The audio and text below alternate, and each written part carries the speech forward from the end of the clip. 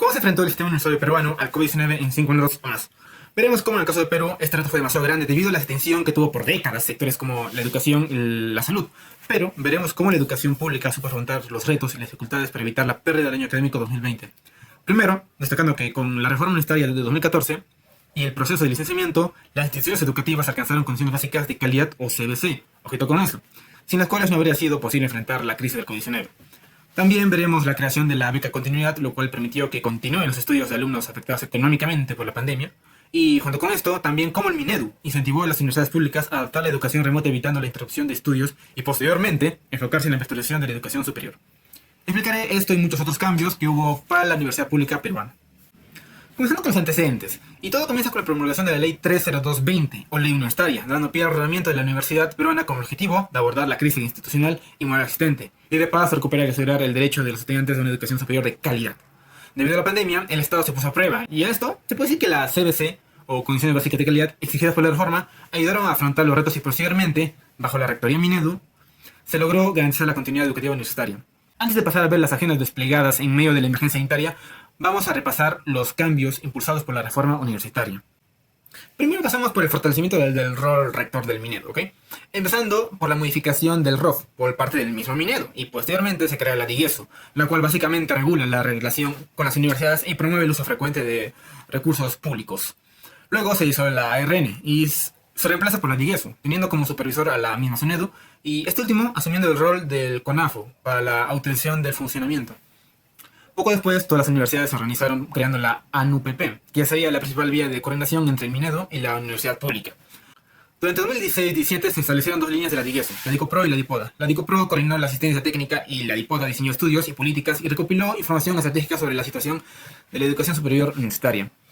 Finalmente se destacan tres acciones durante la primera mitad del 2019. Primero, una encuesta a 17 universidades públicas para mejorar el servicio educativo. Segundo, la creación del primer Uni-Ejecutivo. Y tercero, se designó a la DIGESO como Secretaría Técnica para elaborar la PNSTP.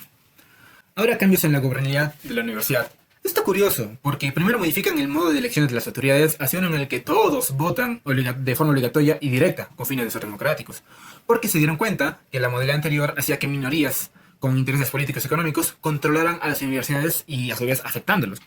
Además de que la compra de votos generó varias irregularidades y denuncias durante esta modalidad, y que al cambiarlo aumentó la legitimidad en la comunidad universitaria y de paso modernizar su gestión y mejorar por mucho, con una diferencia de 306 millones de soles desde la intervención en ese entonces.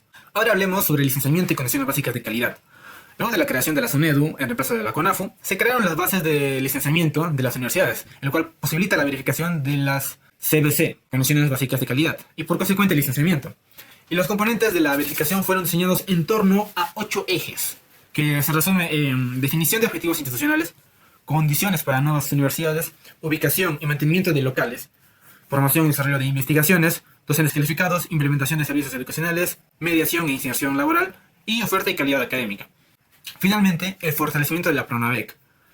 Gracias al licenciamiento, el programa de becas tuvo una garantía de hacia dónde deben ir dirigidos los beneficios del programa para brindar mejores servicios, convirtiendo las becas y créditos exclusivos de universidades licenciadas. También se optimizaron procesos de selección a postulantes gracias al CIAGIE y al CISFO, localizando a la población objetivo, es decir, chicos de alto rendimiento y pobreza, o pobreza extrema.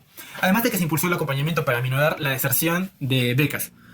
Y para terminar, se modificó el proceso de postulación, haciendo que ahora se identifique primero a los chicos y ofrecerles oportunidades para mejorar sus probabilidades de ser admitidos. Ahora sí pasemos a ver las acciones tomadas durante la pandemia, tomándolo como un diagnóstico del sistema universitario al inicio de la emergencia, ¿ok? Ante la preocupación del Minedu por la interrupción de la educación superior por una cuarentena, se priorizó garantizar la continuidad, empezando por un evento importante, siendo la primera reunión de representantes universitarios como la ANUPP, la ASUP, FIPES, Asiste Perú y la SUNEDU, dejando de lado sus diferencias y trabajando juntos.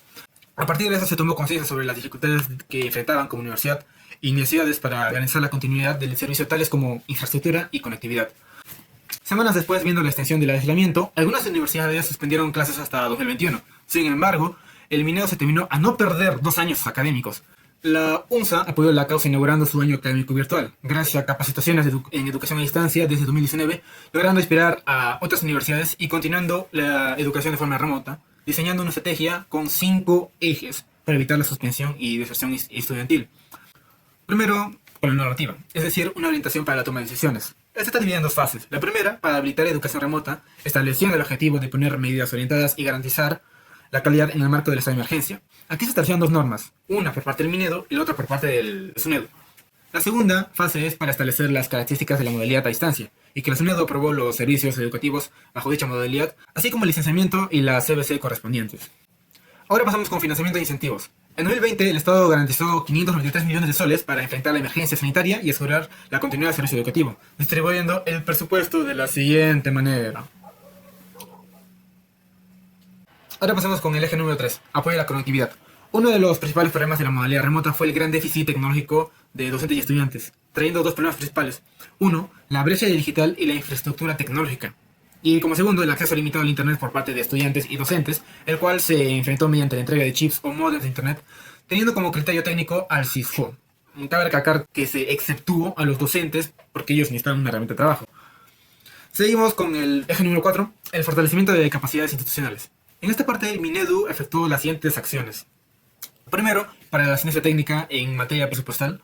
Básicamente se trata de cómo se distribuyó y el uso del presupuesto en 2020 para enfrentar la emergencia nacional, asegurando Internet para educación superior no presencial, manteniendo infraestructuras y comprando equipos informáticos. Finalmente, con la asistencia técnica para la adaptación a la educación remota de emergencia, se hizo lo siguiente. Se creó la plataforma Conectados, para ayudar a la comunidad universitaria a adaptarse a la educación remota en 2020, la cual mejoró con el tiempo. Luego la DGSU, mediante la PMSUD, lanzó una convocatoria para reforzar las capacidades digitales de 52 universidades e implementar sistemas de monitoreo y acompañamiento para mejorar la calidad de educación virtual. Finalizamos los 5 ejes con el financiamiento. Básicamente el PRONAVEC proporcionó 10.000 créditos educativos en 2 convocatorias. Por otro lado aumentaron las becas de 18.000 a 28.000 y los créditos de 100 a 10.000. Estos cambios ayudaron a muchos estudiantes a continuar sus estudios durante la crisis sanitaria. Ahora vamos a ver los resultados de todos estos cambios. Lo divido en 3 partes, ¿ok? Primero, el año académico se inició en agosto de 2020 debido a un retraso en el primer semestre y por ello todos empezaron clases remotas. Segundo, para reducir la tasa de interrupción, en 2021 se permitieron hasta 3 ciclos académicos para recuperar el tiempo perdido. Y por último, el Minedu fortaleció su rectoría, mejoró la coordinación con las universidades y consolidó sistemas de información. Cabe recalcar que se identificaron causas de deserción, las cuales vendrían siendo falta de condiciones básicas, tales como calidad y recursos, formación previa y exigencia, problemas personales y emocionales, y demás cosas externas como la economía o la cultura. Bueno. Finalizamos los cambios con los logros y desafíos a futuro, los cuales vendrían a ser estos 4. Satisfacción de los estudiantes, adaptación curricular, desempeño docente, dificultades en clases virtuales. Para finalizar con el video, hablemos sobre el futuro inmediato. Primero, tomemos la ruta de acción que se divide en 3 partes. Continuar apoyando a las universidades públicas que han enfrentado mayores dificultades durante la pandemia, atender las consecuencias del cambio de clases presenciales a remotas y avanzar hacia una educación virtual o semipresencial de calidad. Tercero, promover la implementación y mejorar la educación virtual y semipresencial asegurando su calidad. Ahora sí, para acabar, tocamos el punto de transformación digital en el futuro. Se plantean 3 partes. Primero, de la necesidad de transitar a una educación remota de emergencia o una educación virtual. Segundo, tenemos a la educación virtual como respuesta al problema estructural, donde se incluye la ampliación de la oferta a la universidad pública. Aquí se busca optimizar la oferta licenciada, la creación de nuevos programas, sedes o filiales. Y la idea es que se continúe el camino a la virtualización. Y por último, la meta a mediano y largo plazo es lograr una transformación digital en las universidades. La pandemia fue el primer paso hacia una educación virtual de calidad. Actualmente, el Minedu trabaja en licenciamientos y financiamientos para asegurar la excelencia educativa y superar problemas estructurales. Eso es todo.